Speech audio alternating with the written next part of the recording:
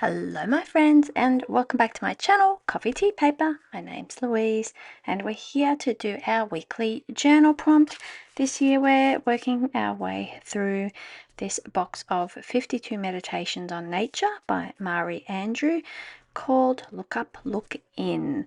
So referencing to looking up at the world around you and looking inwards, so thinking about various themes and a bit of a sort of self-examination and self-awareness. Sometimes I really enjoy that. There's been a couple where I've just can't really be bothered, to be frank.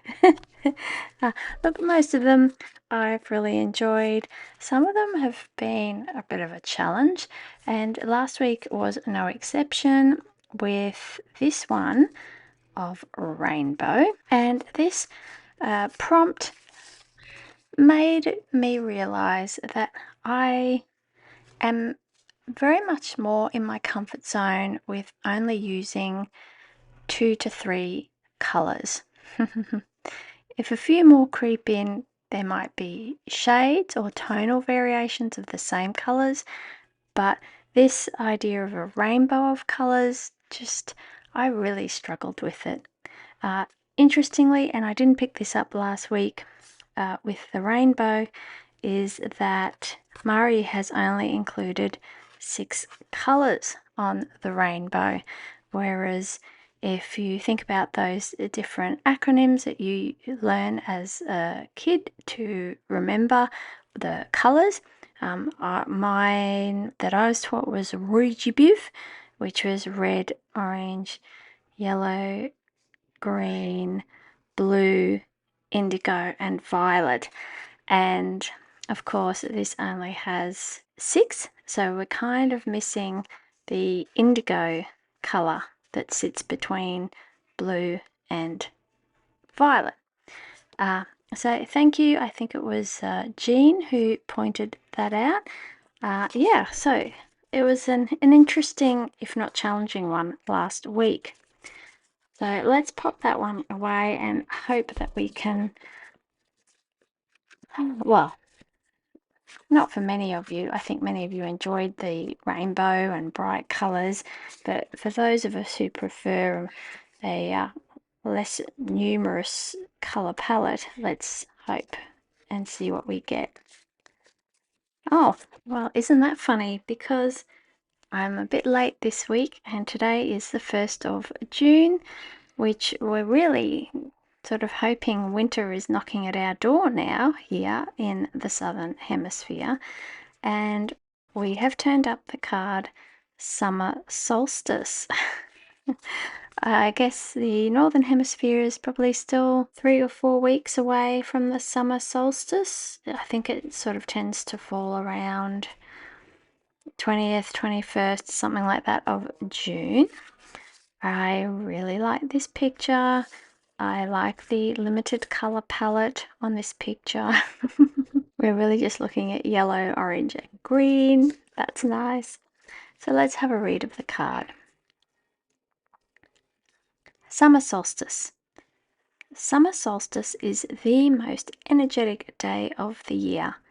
Today, consider channeling your energy to begin a big project you've been putting off. This project might be making a friend, beginning to learn Portuguese, giving up something difficult, or starting a new habit. Choose an enormous goal that you can begin right here, right now, with all the energy of a bright summer day. Oh well, see, this is only applicable to all of you in the northern hemisphere because we're about to enter our winter hibernation state. I don't need to think of a big goal and big energy of a bright summer day. Good luck. Quite frankly, when we have our summer, the bright summer days are the hottest days, the most humid days, and the most energy sapping days of all the days.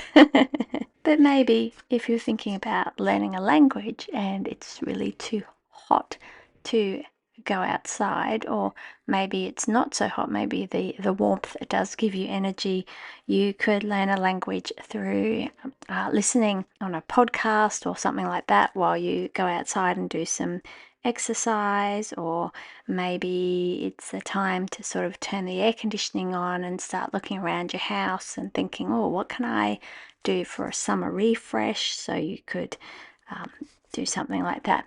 Anyway, I'm not going to do that because it's not summer here. I really like this color palette. I think this is a bit more of a fun one. It's not asking the big questions of us, really. I mean, there's always something that we want to do. I'd love to improve my toddler Dutch. Maybe I'll start doing it when I go to the gym. I might start listening to some Dutch language lessons or something like that. I've just finished a really good book, an audio book that was recommended to me by Matthew Riley, and it was called Mr. Einstein's Secretary. It was excellent. It's really, really good. I've almost finished. I've just started, but they're a pretty quick listen. Is Janet Ivanovich's Stephanie Plum series. I think it's number 26 I'm listening to right now. They're always fun. Very formulaic, but always fun. I'm going to start, and I think I know exactly where to start.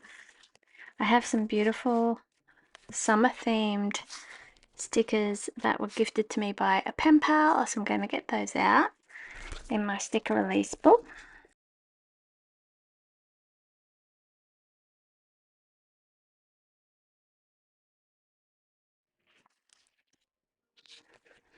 And yes, so I'm going to have a look at these and choose which one that says summer solstice to me. Oh, see, it could be something like trying to grow your own strawberries. I think she's reading a book. What does that say? I think that says How to Shine. She's having a nice picnic. She's been doing some gardening. She's flying a kite, surfing. I'm going to pick one of these, put together some other complementary bits and pieces. We might try and go with this yellow and green theme and see if we can make a fun, happy, sunshiny summer solstice kind of page. Right, my friends, I am back with a bunch of papers and stickers, some interesting textural papers, some a vellum with a sort of a watercolor mark on it, some labels, some florals, and some textured cream paper, which this sort of put me in the mind of linen. And linen, of course, is lovely to wear in summer. And I think I will go with this lady who's reading her book or falling asleep in the chair, one or the other, with her green dress. So I'll put some music on and start putting my page together, and yeah, we'll see what we come up with.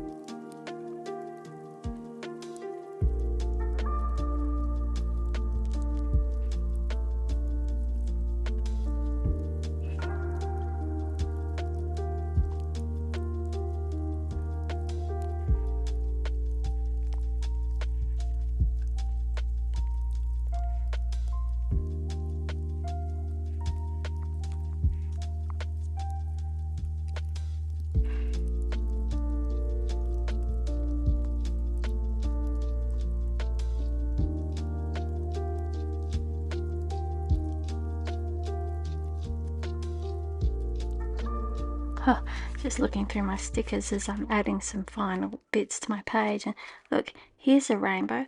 I could have used that rainbow and taken the colour palette inspiration from that last week. Something to keep in mind for future. I'm going to finish up there. I really enjoyed doing this one this week, and I think it just confirms to me that I really am in my comfort zone when I'm only using a few colours and a bit of a limited palette. And I think, you know, they don't necessarily have to be muted colours or neutrals. I mean, I've got a lot of green and yellow here and a couple of touches of some other sort of shades of those colours, but I think it just makes me more comfortable knowing where my borders are, I guess, in terms of what I'm trying to create. Yeah, let me know how you feel about what are your go-to colors when you're creating in your journal, or you don't really mind, you don't try to stick with a limited palette, or you just have a very limited palette and that's just the only sort of colors you work with or even have in your collection. I'd be really interested to know. I tend to have a bit more variety in mine because I like to, in my collection that is, because I like to send out pen pals and happy mails, and I like to tailor it to the people that I'm sending them to. I think it's interesting. If you haven't seen already, I've got a couple of videos on some new ink releases from Ferris Wheel Press that have come out.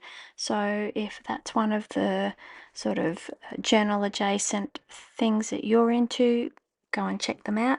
Otherwise, have a wonderful week and I will see you in the next video. Thanks for watching. Bye!